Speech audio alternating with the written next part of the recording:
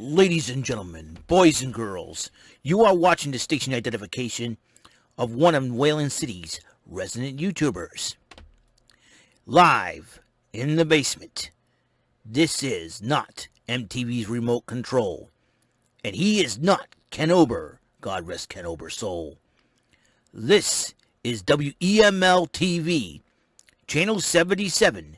And now here's your host, New Bedford, Massachusetts' own, Mr. Eric M. Lima.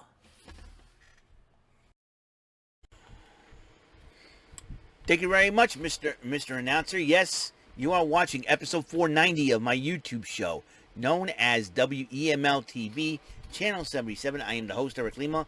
This is my YouTube show where there's ordinary, then there's me. Let's get right into it. I'm not gonna waste any time.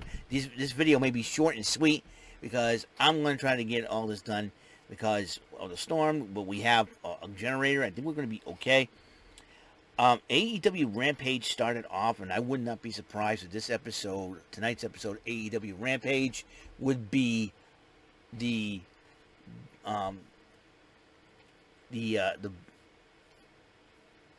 biggest, highest rated episode. It's only the second episode of AEW Rampage. The first dance in the United Center in Chicago. And guess what? You haven't heard by now. The news is all over the place. CM Punk has made his return to professional wrestling, but this time in AEW. He wasted no time speaking the truth about everything. I'll tell you what, man. The WWE's really stepped into it this time. I think that's the biggest mistake they ever did, is letting idiots like Kevin Dunn, Bruce Pritchard, and John Laurinaitis, and having an out-of-touch old man like Vince McMahon run a wrestling company. And I'm going to tell you right now, I'm hoping if when Vince McMahon passes away, and I'm going to say this, I'm hoping that Shane and Stephanie realize, or even Triple H realize, hey, we're going to open that forbidden door. I say when Vince McMahon passes away, do not let Kevin Dunn take over. Do not let John Laurinaitis or Bruce Pritchard. None of Vince's yes man. I think Shane and Stephanie should change that company and say, Tony Khan, Scott D'Amore, Billy Corgan, we're opening up that door. We'll open that door for you guys. We'll come to you. You can come to us. Let's get our talent. Let's bring wrestling back. You know, that's what I'm hoping. I know it's a pipe dream, but you know what? It would be great. But, hey, CM Punk, he got that ball rolling, though. He got that ball rolling. And he addressed the United Center. And he says he's back. He's addressed Darby Allin as challenger to a match at All Out. That is going to be some interesting matches. CM Punk says he's back. He's going to do this, and he's going to make his Dynamite debut this coming Wednesday. This is going to be crazy. And then Christian Cage and Jurassic Express cut the promo on the Elite, a.k.a. the Young Bucks. They had a Tag Team Championship Eliminator semi-final match between Jurassic Express and Private Party, and Jurassic Express did win the match. And they won the match. Kenny Omega, Don Callis addressed Christian Cage. You know, they're claiming that they'll beat him at All Out. And then Kiera Hogan and Jade Cargill had their matchup. And Jade Cargill just beat her in less than 3 minutes or something like that. A quickie. Oh, boy. And then Mark Henry's interviewed Daniel Garcia and Jon Moxley, and 2.0 runs their mouth.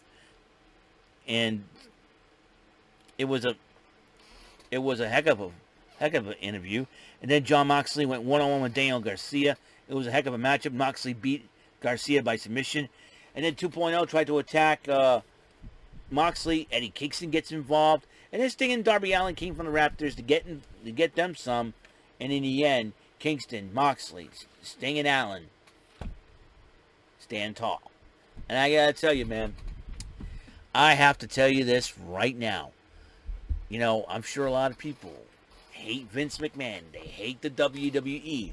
Listen, I've been watching the WWE since 91, okay? And I think, I'm going to start, the only way that the WWE can be really, really great is when Vince McMahon passes away and John Laurinaitis, Kevin Dunn, and Bruce Pritchard all gotta go. They all gotta go.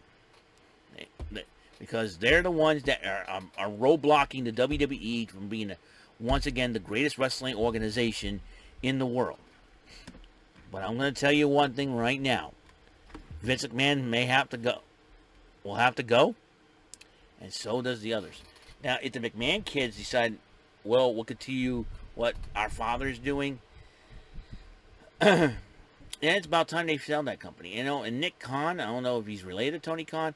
I'm hoping, like I said, I'm hoping one day when Mr. McMahon passes away, hopefully Shane and Stephanie realize, hey, there's an opportunity to bring wrestling back. Triple H, Shawn Michaels, Road Dogg, they should be in charge of things.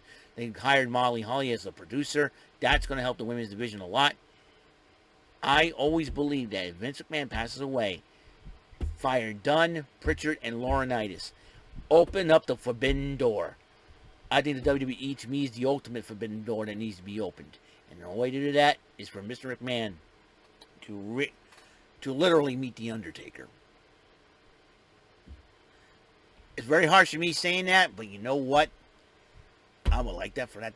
I would like for that ultimate forbidden door to open up. But Mr. McMahon has to go, along with Kevin Dunn, John Laurinaitis. I'm not saying, when Mr. McMahon passes away, I'm sure he's kept himself in great shape. I'm very impressed. But there'll be one day that he's not going to be around forever. Once that happens, I say Kevin Dunn should be good. Should be fired. Bruce Pritchard and John Laurinaitis. Especially Dunn and Laurinaitis. They've ruined the WWE, in my personal opinion. But, like I said, but I have to make a point, though. If it had not been for the WWE, all these other organizations and wrestlers would not be around. All right, that is it. That's all the time I have on the show. Like I said, these videos are going to be short to the point because the fact of the matter is I'm going to try to get them all before bedtime and upload them. All right, I'll see you guys later. You guys have a wonderful, wonderful day. Until the next episode, peace, love, and bless out.